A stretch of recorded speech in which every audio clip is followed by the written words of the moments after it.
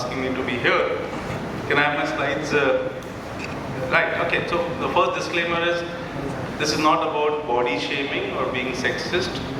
Flat, narrow and in range refers to the AGP graphs and glucose profiles and nothing else. So some of you who thought that this conversation is what Dr. Deepak Jumani does, then you're in the wrong room.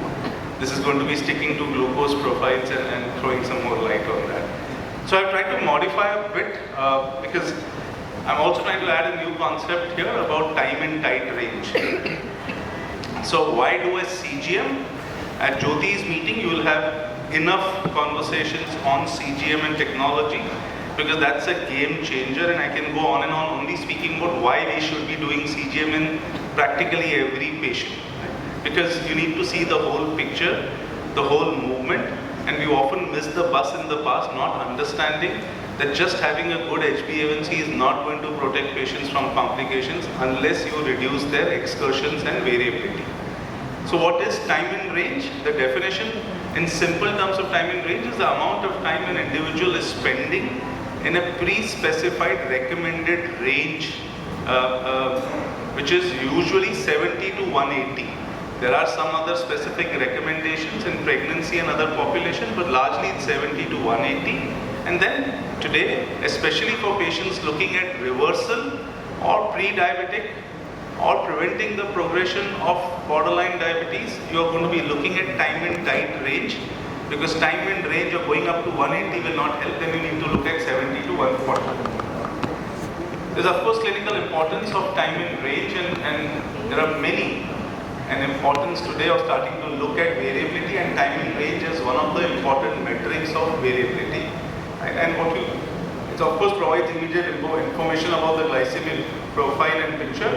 The data also demonstrates a relationship between TIR and A1C and correlates with the risk of diabetes complications. So you have multiple such examples that patients may have similar HbA1c, but may have completely different glycemic profile or movement through the day.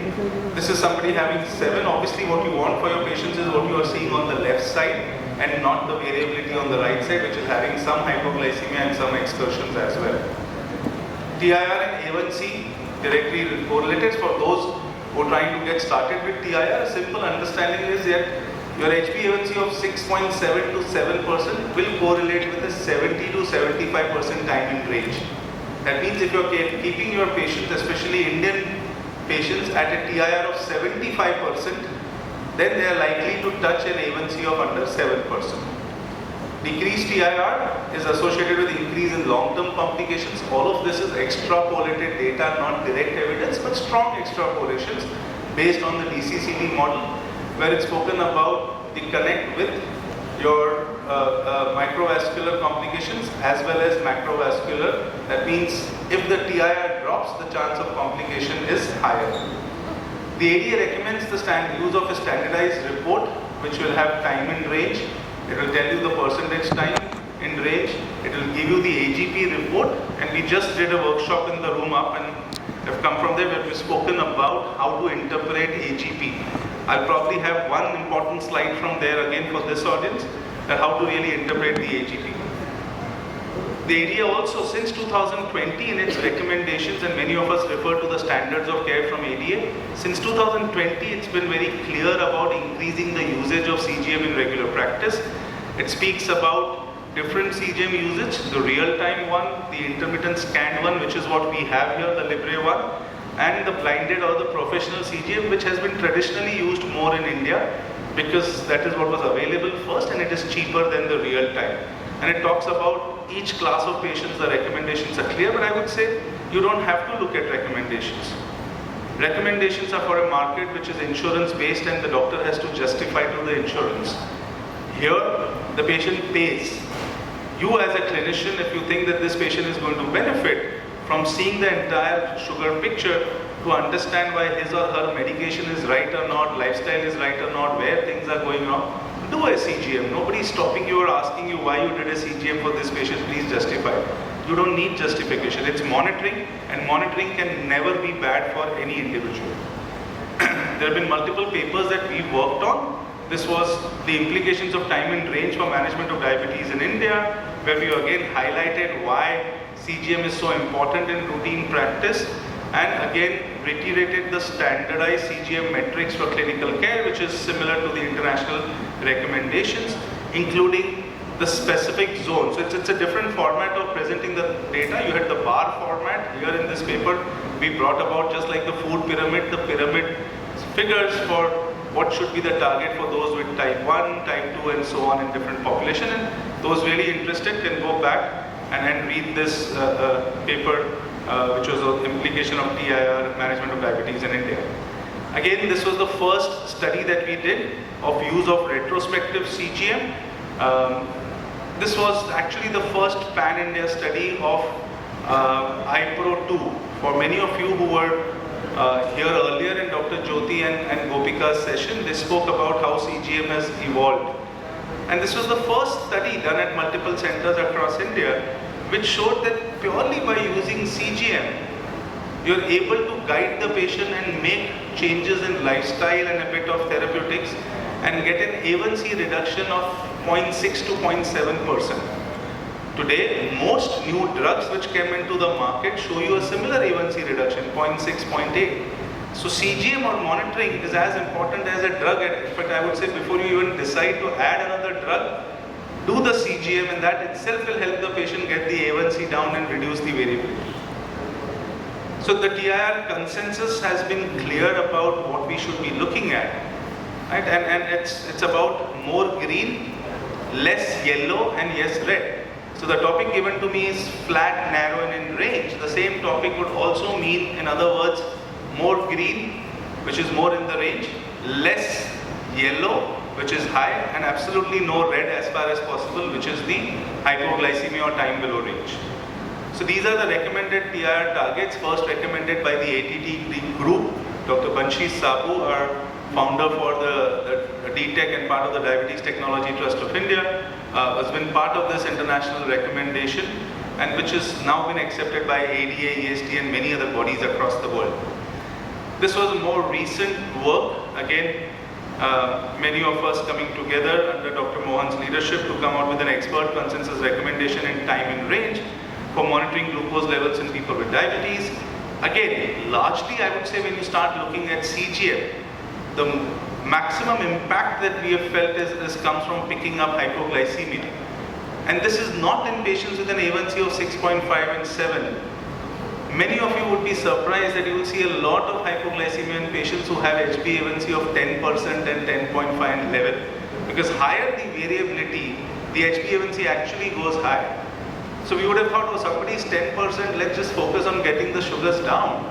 Please see the profile and you'll realize this patient is already going down and then high. So you have to avoid that down and pick up the time below range or hypoglycemia. And I would say one major benefit of doing CGMs today is picking up hypoglycemia. And that was our paper that Purvi and me presented at EST or some other meeting last year. Amongst our earlier work with CGM, what we also found out in Indian patients, because when you go towards trying to get your patients more flat and more in range, you need to first identify where they are going wrong. And what we identified, and this is important for many of you who may say that my patients can't afford to do CGM. So remember this, that in Indian population, your two danger zones is post-breakfast and pre-dinner. It's not post-lunch as we may have thought.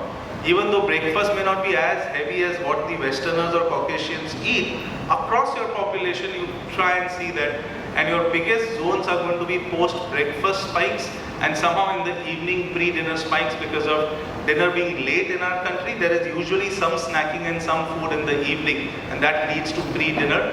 And these are the zones which don't get targeted conventionally. When you treat your patients, you've been looking at fasting sugar and post-lunch, so your strategies, your drugs, your A-cargos, everything goes around that time. And you miss the bus that why is this guy still at 7.9 or 8.2, because you did not see what's happening at post-breakfast or did not have strategies for pre-dinner. Adding a drug very often, it may be A-cargos, it may be a short-acting bolus for those on basal bolus in the evening snack, will very often do the job for you and get the pre-dinner down.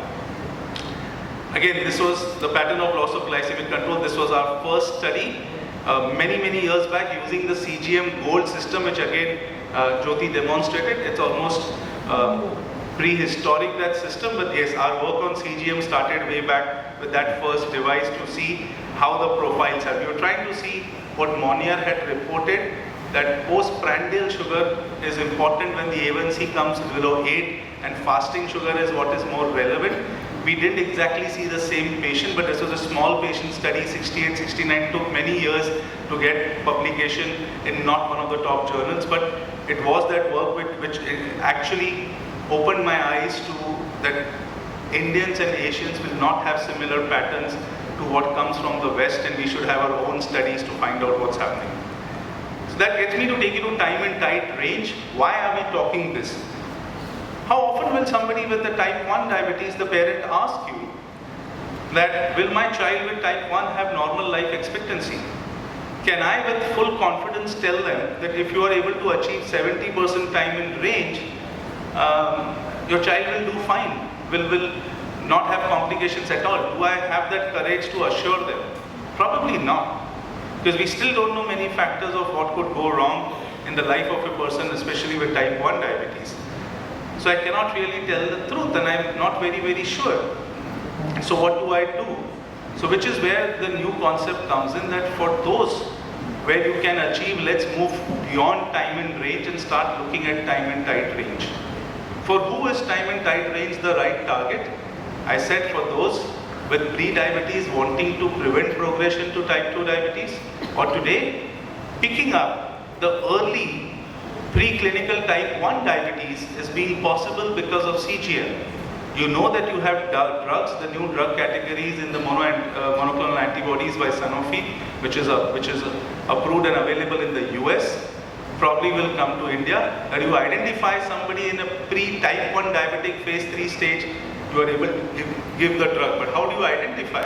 Is by seeing the profile and spikes much before clinical diabetes comes in. So motivation to use time and tide range, it closely approximates normoglycemia. For patients attempting to achieve near normal glycemic control, pregnancy, great concept to look at time and tide range. And of course the AID systems.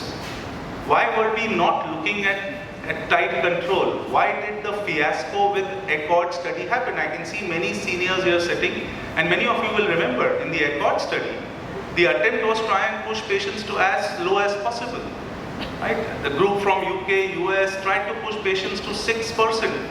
Multiple drugs, insulin, rosiglitazone, 8 milligram, and the study had to be stopped because of increased premature mortality in the intensive group. Studies in the past always happened between intensive and conventional control. That's how it was. There was no cardiovascular outcome trials, nothing. And then we all woke up, no, pushing too low is dangerous. Let's try and stick to 7%, maybe 6.5. 6 is going too low because we were using drugs which had issues.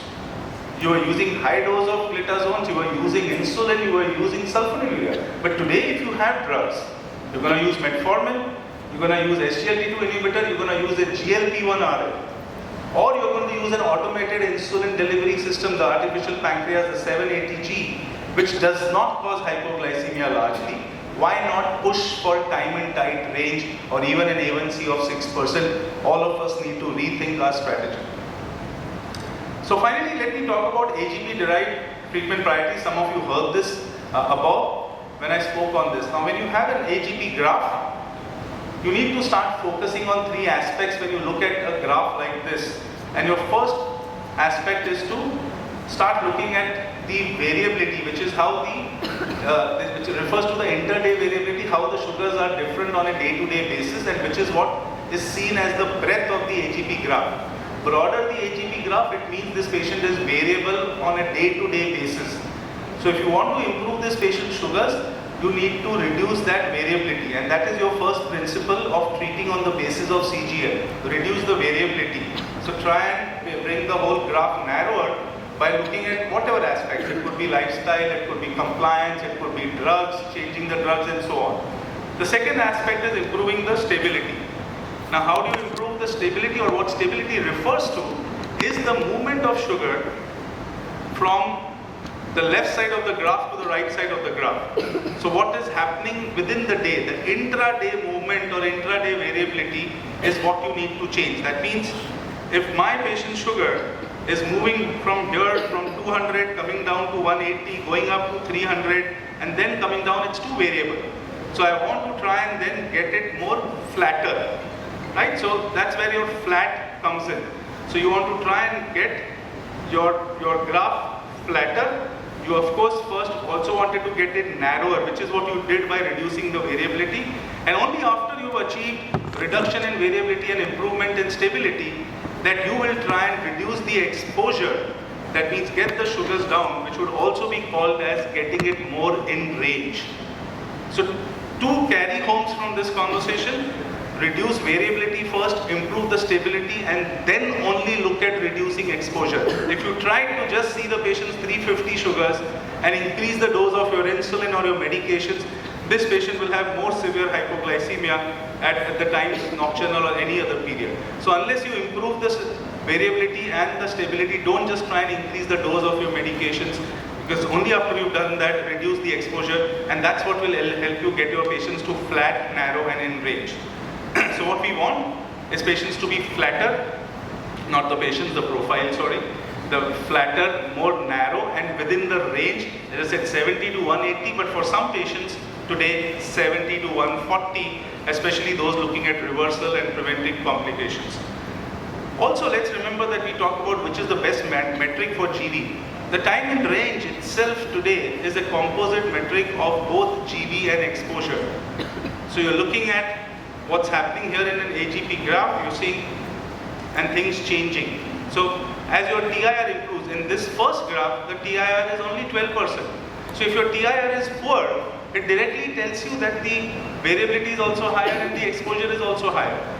Here, the TIR has come down to 40%. And this one now, when it gets more flatter and in range, somebody tells you it's 82% TIR, it automatically tells that this patient has reduced variability and better exposure or more in range. So TIR is not something that you can use separately. It itself is a composite of both GV and exposure. Three-step structured analysis to FNIR. How do we get to FNIR? So, well, what you do is start looking at this AGP report. The first thing you ask after seeing the AGP report is there a glucose problem? Right? So you see here, and this is 71% in range. I can still see some aspects. Can somebody quickly tell me what is the problem in this graph? Is it the highs? Is it the lows? The hypoglycemia, right? So is there a glucose problem? Yes, there is a glucose problem. This patient is experiencing hypoglycemia. The second is, what is the problem and what part of the day? So, well, you said hypoglycemia, and where is it happening? Is it happening here in the early hours of the morning? And probably again here before lunch and again in the evening before dinner. So there are spikes, but this patient is dropping low. So, today, as we are learning, we also are acquiring skills to clearly get in the head that when you look at the report, what to do. We can't sit with the AGP report today for 1 hour and understand what to do. You will get a hang of it quickly the way you start seeing an ECG, hardly you take few seconds now. So, sorry, is there a glucose problem? Yes, there is hypo. What is the problem and what part of the day? Identify that, and then you ask yourself and discuss with the patient, how should it be explained or addressed to change this and get the patient more FNIR, flat, narrow, and in range. So let me stop here in the interest of time and move quickly to show you how today the scenario has changed. So this is Wi-Fi connected, this is our system, and you'll have to pardon the name of the patients. There's no way I can hide them, but we do take their permission. So this is my dashboard at the clinic. We remain connected with a lot of patients who are using freestyle CGM continuously, and we guide them. They may call it. So look at one particular patient. I think this is one of the better examples, which is what I showed up also.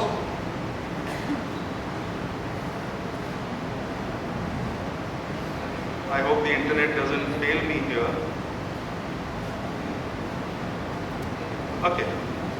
So I'm looking at this lady because I think she's done extremely well and uses freestyle Libre almost continuously.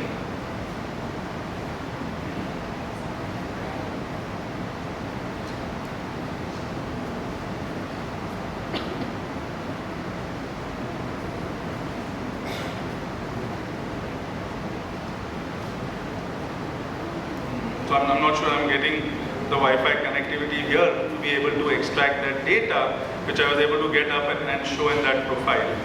Okay, we got it. So this is current data. You can see the date 13 July. This individual is checking the sugars.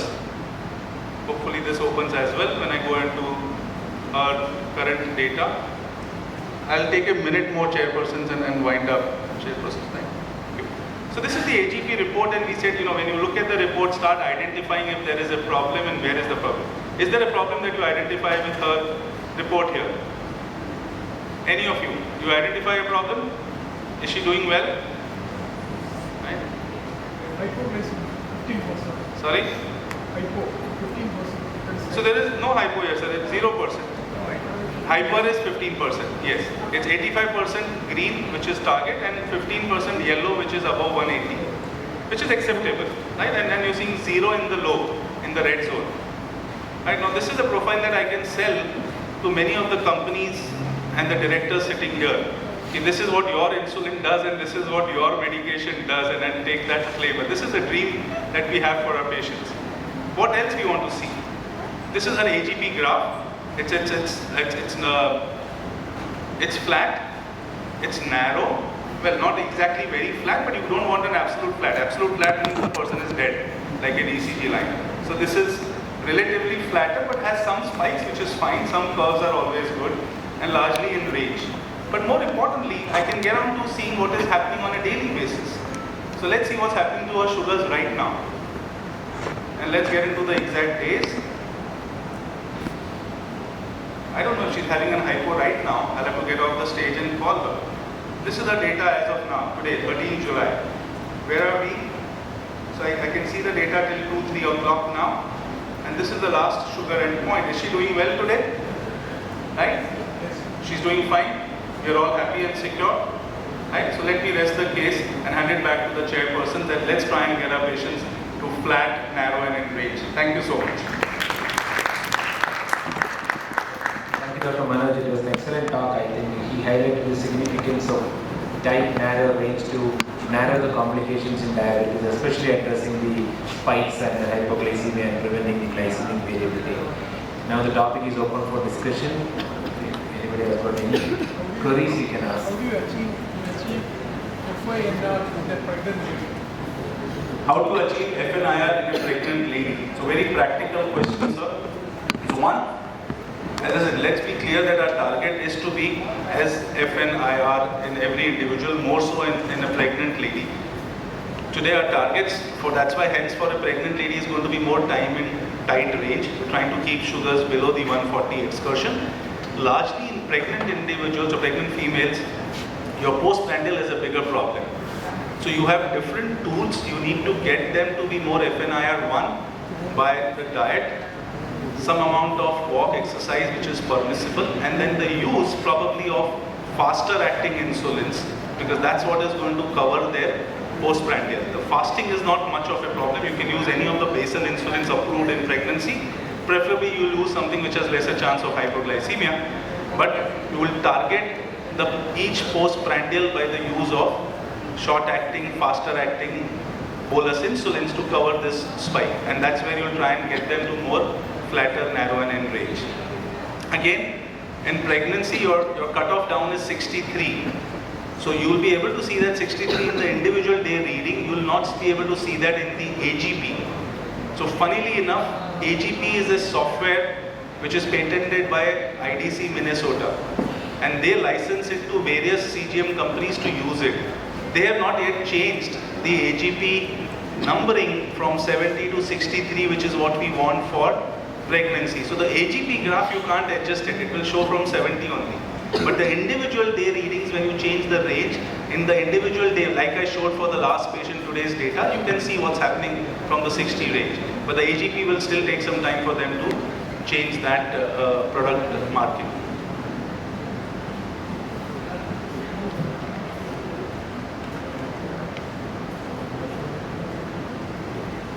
More questions? I think we'll end up the session. Thank you, Dr. Manoj. Thank you. Excellent talk. Thank you all.